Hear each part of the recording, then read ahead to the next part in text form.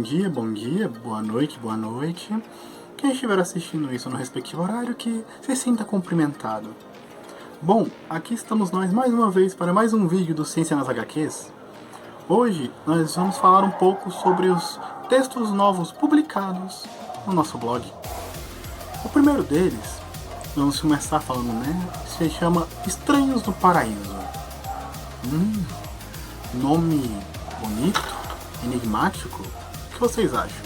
Estranho no Paraíso é uma série de HQs escrita em 1993, o começo dela, e o término só veio ocorrer em 2006, onde nós acompanhamos as desventuras de duas amigas em seu respectivo círculo social. Então, a história, escrita por Terry Moore, ela nos traz uma reflexão muito grande de como a amizade funciona e de como esses opostos podem se relacionar. Mais importante, nos anos 90, numa época onde todo mundo falava sobre heróis com roupas colantes, não é mesmo? As proporções exageradas de personagens. Tínhamos mega sagas atrás de mega sagas sendo construídas uma após a outra. Pá! Aqui Terry Moore nos oferece uma coisa mais leve, mas não significa que não seja complexa ou que não tenha um valor próprio. Não, ela só é mais leve, mais palatável, está mais acessível para nós. Porque ali nós vemos apenas Kachu e Francine, duas amigas. São duas amigas completamente opostas, completamente diferentes, e que mesmo assim se amam e se importam uma com a outra mais do que tudo. E a história, escrita em 93, ela possui apenas 3 volumes. Foi uma minissérie quinzenal apresentada em 3 volumes. Logo em seguida ela deu continuidade em 1994 com mais 14 volumes. E por fim, na série que finalizou em 98 e 2006, somando aí mais de 90 volumes. Então é uma história que se expande. E a que nós estamos falando aqui, é que foi feito o texto no site, é nada mais nada menos do que a introdução desses personagens. Nós vemos eles em tela. Nós percebemos então, claramente, já nos primeiros atos, a diferença de personalidade quando vemos Kachu, nos diálogos, na forma dela se expressar, do jeito brusco, rude às vezes.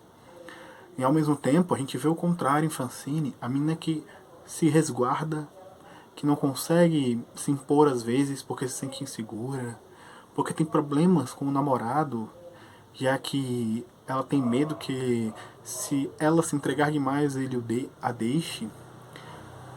E nessa bagunça toda, nós ainda temos então os personagens, não é, masculinos. Nós temos David e Freg. Freg, com que seria o grande antagonista, talvez, dessa novela que está iniciando aqui. E David é o extremo oposto. Perceba que Morris trabalha sempre com opostos e, o que me torna mais interessante tudo, ele não cria personagens que são unilaterais. Ele coloca camadas. Nós vamos acompanhando o desenvolvimento das suas personagens em camadas. E nós percebemos que Francine não é só aquela menina insegura, que a Chu não é só uma lésbica violenta. Ele não se prende a estereótipos. Até mesmo quando ele vai criar uma camada para um personagem agindo de forma errada, ele consegue desenvolver isso além do que um simples estereótipo sendo concluído. O que dá um peso para a obra, porque você começa a ler e você começa a se identificar. Você começa a pensar como aqueles personagens. E a história então ela vai te levando sempre em diálogos rápidos, muito leves. Algumas vezes a escrita, por um esquadramento dos balões é trocado por prosa. Então você tem textos. Outras vezes ele explicita as coisas com poemas. Como, por exemplo, o que dá início à nossa história e que representa tudo. Eu poderia começar aqui dizendo: minha vida está rabiscada e as páginas serão terminadas ao amanhecer. Se é algo que eu aprendi, é que não se pode voltar atrás. E nem sempre se pode ser feliz. Que sem amor somos estranhos no paraíso. Percebam o tom que ele coloca, já nos indicando o que vem por aí, não é mesmo? A minissérie inicial, então, ela só serve e ela se preocupa em nos apresentar. Ali somos detalhadamente apresentados a personalidade de cada uma dos personagens, principalmente das nossas duas protagonistas, para que logo em seguida nós possamos então nos identificar com a passagem dos anos da vida dela. Então nós estamos passando uma história em que muitas vezes a gente vai olhar e pensar, nada está acontecendo. Não. Nada está acontecendo na superfície dela. Mas quando nós analisamos mais profundamente, a história cresce, se desenvolve. Os personagens são reais e são trabalhados com seus defeitos e suas qualidades.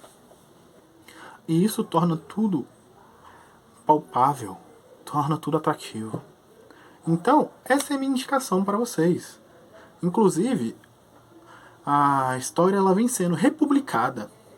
Como eu disse antes, não é? Ela foi lançada em intervalos de períodos de tempo. E cada intervalo com uma editora diferente aqui no Brasil. Então você tem republicações. Então você vai ter o volume 1 de 93, o volume 1 de 94, seguindo. Mas a editora Devir vem fazendo um excelente trabalho reunindo e organizando as histórias, né? E dando uma ordem no qual ela determinou que seria um total de 6 volumes. Então, o que será que mais vai acontecer? Cada livro tem mais de 300 páginas. Temos muita e muita história e muita coisa para ver ainda sobre Francine e Caiu. Aqui no site, aqui no blog, na página, nós vamos continuar trazendo essas resenhas, explicando, trazendo e mostrando como é o desenvolvimento dessa história. Mas para você que ficou interessado, não perca essa oportunidade, né? Essa oportunidade da Devir é uma boa forma de você encontrar um material excelente, organizado e em boa qualidade. Feita a propaganda e falada da primeira resenha, temos a segunda que foi lançada anteontem, sexta-feira. Quase que não lembro. Que é nada mais nada menos do que da nossa nova escritora, a Malu, o texto. E ele fala sobre uma série que você que viveu nos anos 80 com certeza deve ter conhecido. Uma série de quadrinhos brasileiros chamada Holly Avenger, que foi escrita pelo autor Marcelo Cassaro e pela artista Erika Wano, né, com a arte da Erika Wano a maior parte do tempo. A Holly Avenger, ela se passa no mundo de Arton, que é um mundo fictício de RPG. E na verdade, mais especificamente ainda, que constitui o RPG nacional Tormenta, criado também em 1999, 98, pelos então escritores, editores, né, da revista Dragão Brasil, que por muito tempo se manteve como a principal revista de cultura, nerd nesse sentido, no país, veio a entrar em falência e atualmente funciona por meio de financiamento coletivo recorrente no formato digital, então ela existe até hoje. E nós temos ali os três cabeças, que é do J.M. Trevisan, José Mauro Trevisan, Marcelo Cassaro e Rogério Saladino. Eles criaram um próprio mundo a partir de histórias e colunas que eles preparavam para a própria revista. E nesse mundo, então, foi se ambientando a ideia da história de Holly Avenger, no qual nós temos aqui duas coisas para chamar a atenção. Primeiro, por ser uma criação nacional, ela já merece total destaque. Mas o estilo, a arte dela. O nome Holly Avenger, que vem de Holy Sword, termos comuns em D&D, muito famoso na época, né? Ainda é hoje em dia, inclusive. A arte que lembra muito um padrão de mangá. Lembra muito um padrão de mangá que estava sendo adotado por muitos artistas naquele período e não foi exceção no caso dessa obra. Nós temos a questão de você ter um universo inteiro que começou a se desenvolver a partir dali. Você tem uma história que, apesar de aparentar ter um tom feliz, ela vai desenvolvendo uma trama complexa, muito séria, que quando a gente entende, né, você que deixa abismado, porque é uma camada, assim como eu falei agora há pouco, a gente tem uma camada de algo mais alegre e bobo, às vezes, forma simples de resolver problemas, mas que quando nós levamos para o final, quando nós vemos o todo, nós percebemos que nada era tão simples assim. Então Holly Avenger é uma história muito bem escrita que brinca com esses padrões. Ela vai trazendo então uma trama muito intrincada e que você vai perceber, você só consegue desenhar todo o contexto dela no final. Nós temos personagens que são muito carismáticos. A gente pode citar, por exemplo, a personagem principal. Nós podemos citar aqui a personagem principal, a Lisandra, o anão Trog, Torque, o filho do grande ladrão Sandro Galtran, e a maga mais poderosa do mundo, Niele, a arquimaga mais forte do mundo. Enfim, são títulos que vão aparecendo durante a história. São reais, alguns deles não, alguns deles sim, quem sabe. E a forma como esses personagens são trabalhados é muito bem construída, muito bem delicada.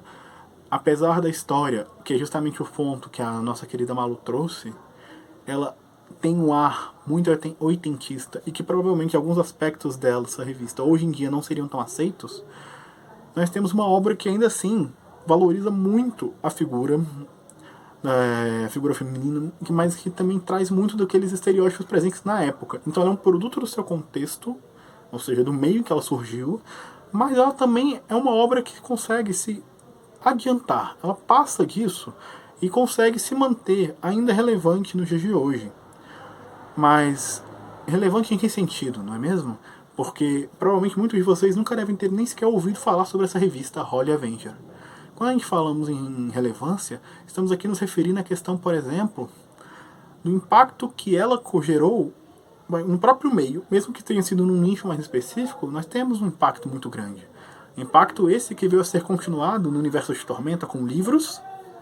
Mais especificamente, nós temos 5 livros, né? Os 3 livros da trilogia Tormenta, escritos pelo Leonel Caldela, os 2 livros da Karen Soarelli, A Joia da Alma e o Adeus no Labirinto, mais ainda A Flecha de Fogo, outro livro que surgiu com elementos lá na época do Holly Avenger e que foram sendo resgatados 2 anos atrás.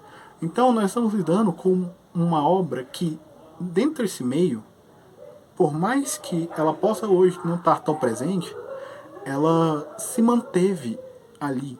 Por quê? Porque esse universo que ela ajudou a fomentar, ele continua vivo. O universo Tormenta continua vivo.